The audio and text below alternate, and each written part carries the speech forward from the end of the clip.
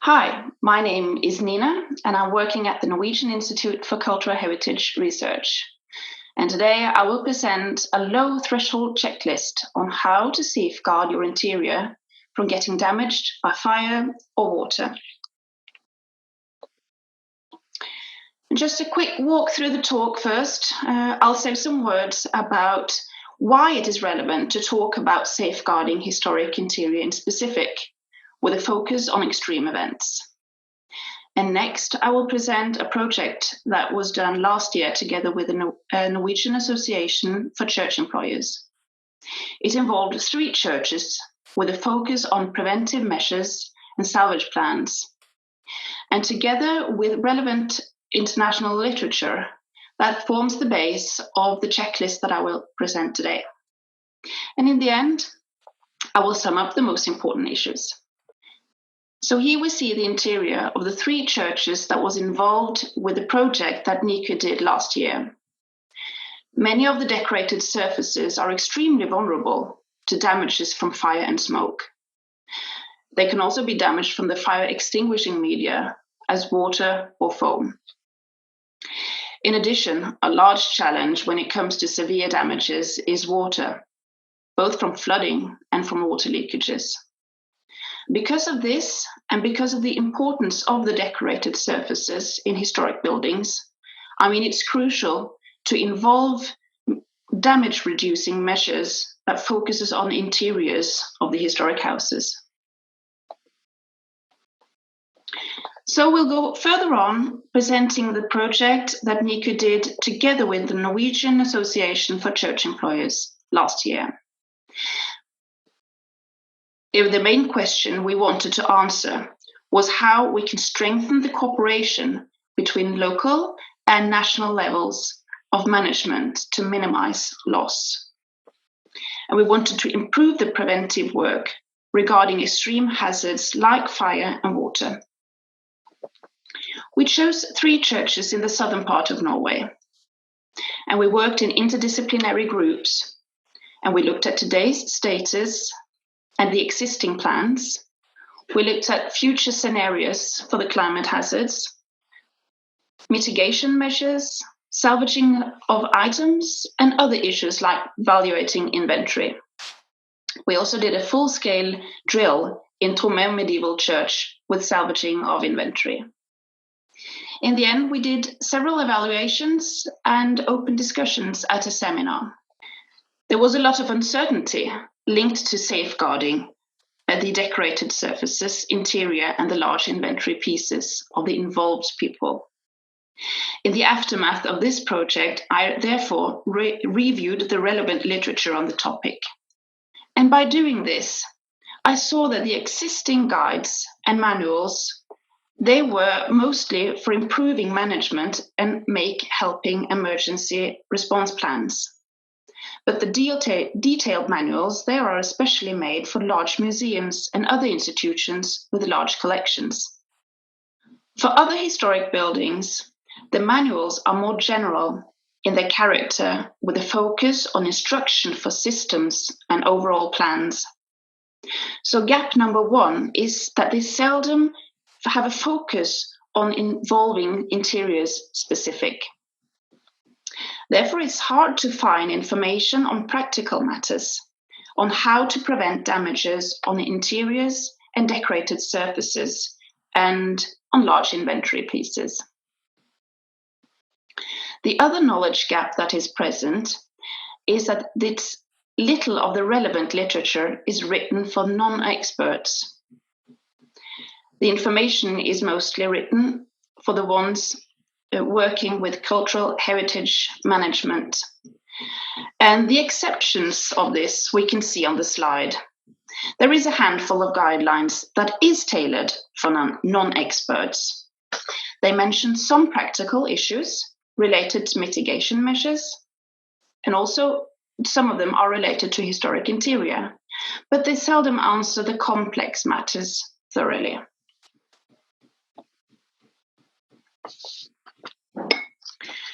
Preparing for the checklist. We need to ask some questions as a preparation.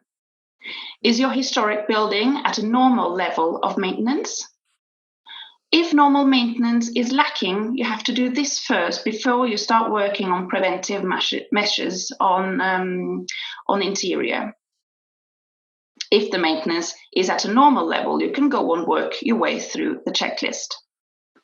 And question number 2, are normal laws and regulations regarding technical preventions followed?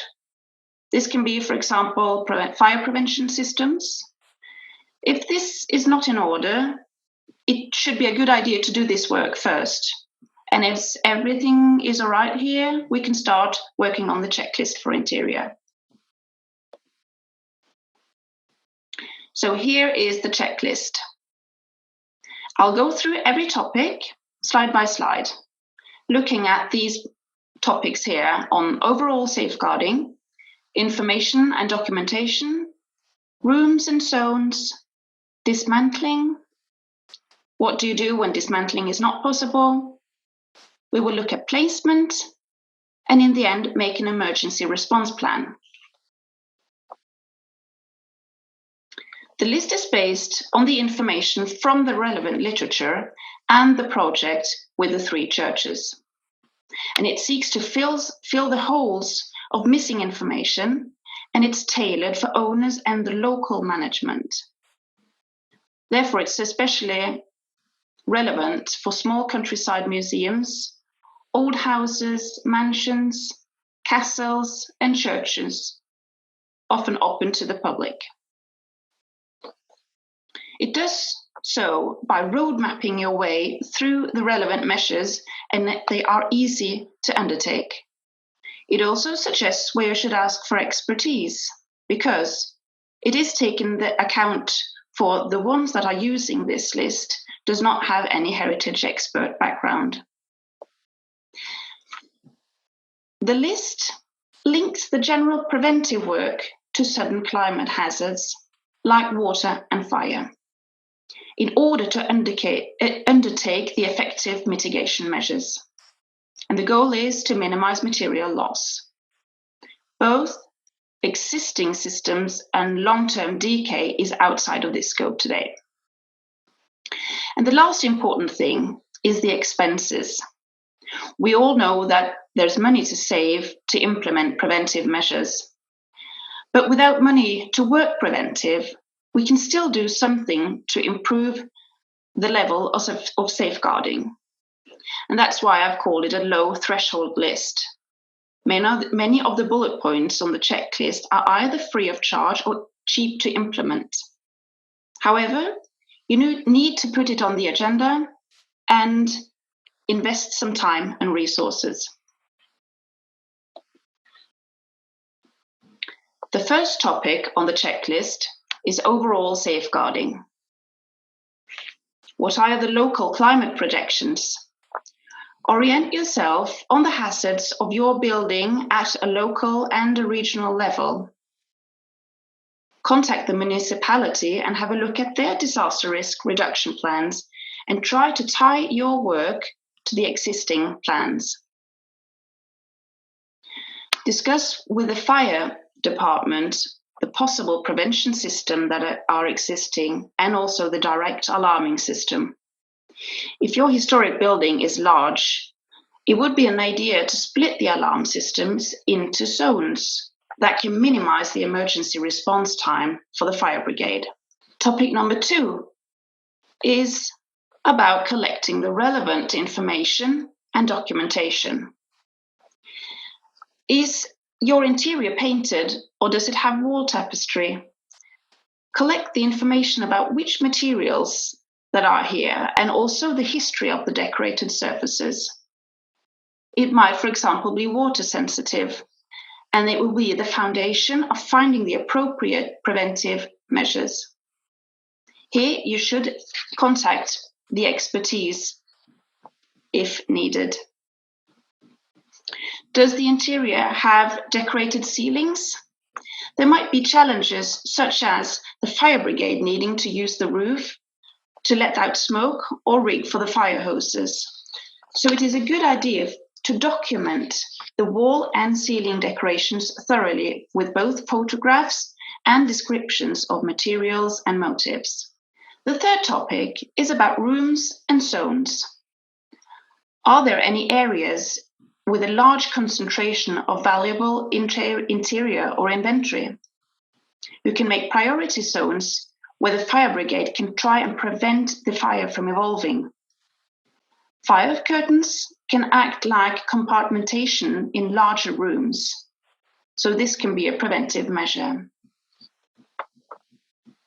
On the picture, you see here from Ringsaker medieval church, where preventive measure here would make priority zones because of its being a very large room, but possibilities of compartmentations.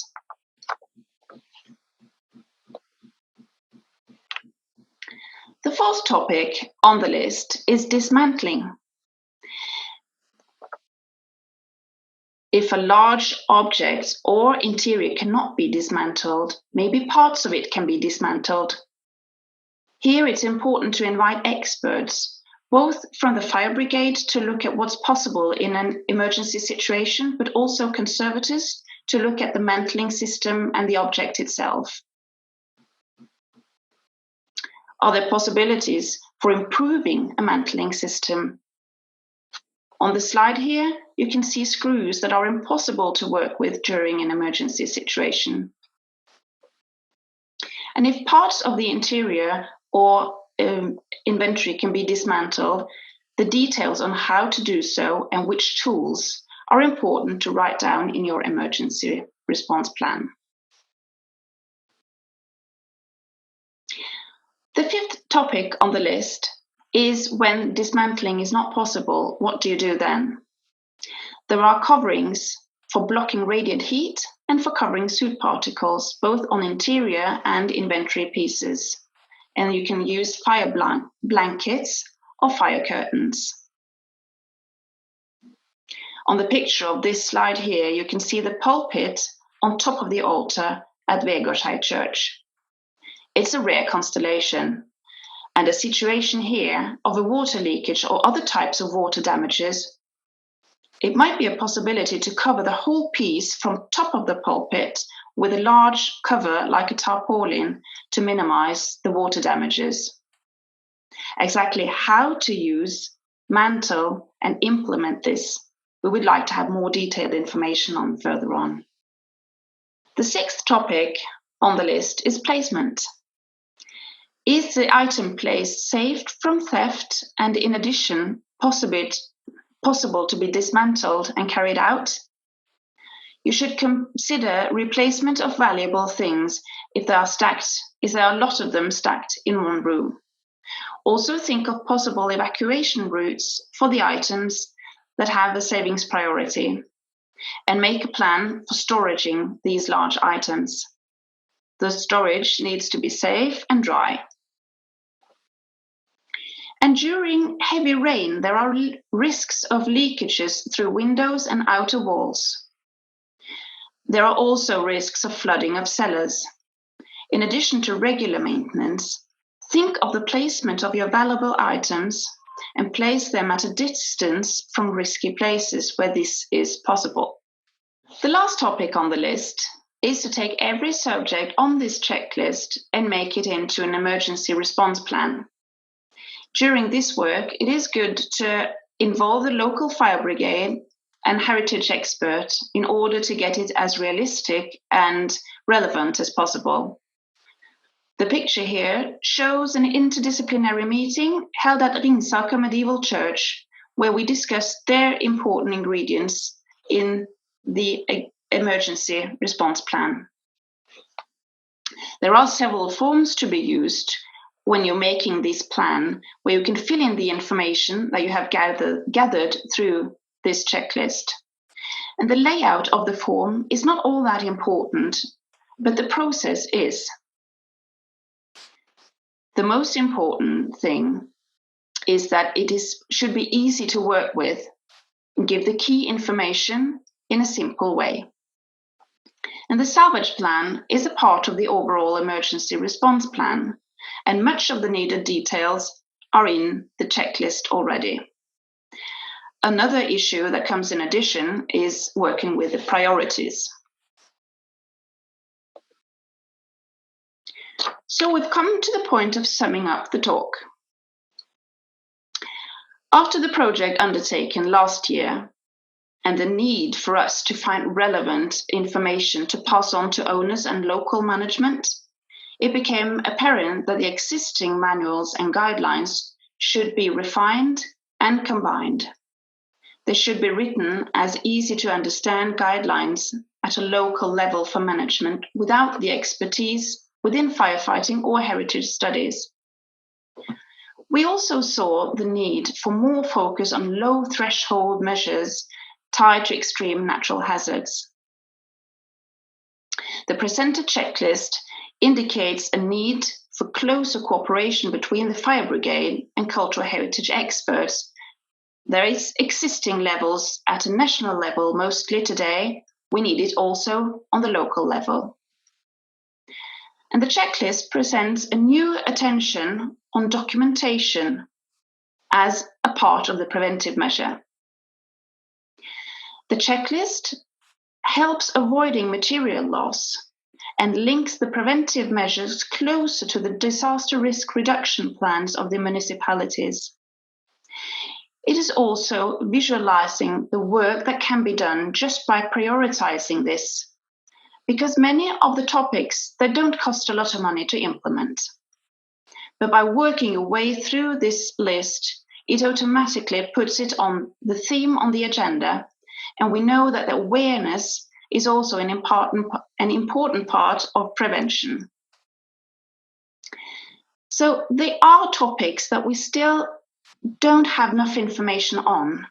We need even more information on mitigation measures of interiors and the use of fire curtains, fire blankets, and water covers. How to implement these in the right way and when using these in a certain scenario is very important. So future work should involve practical solutions for wall and ceiling mounted decorations.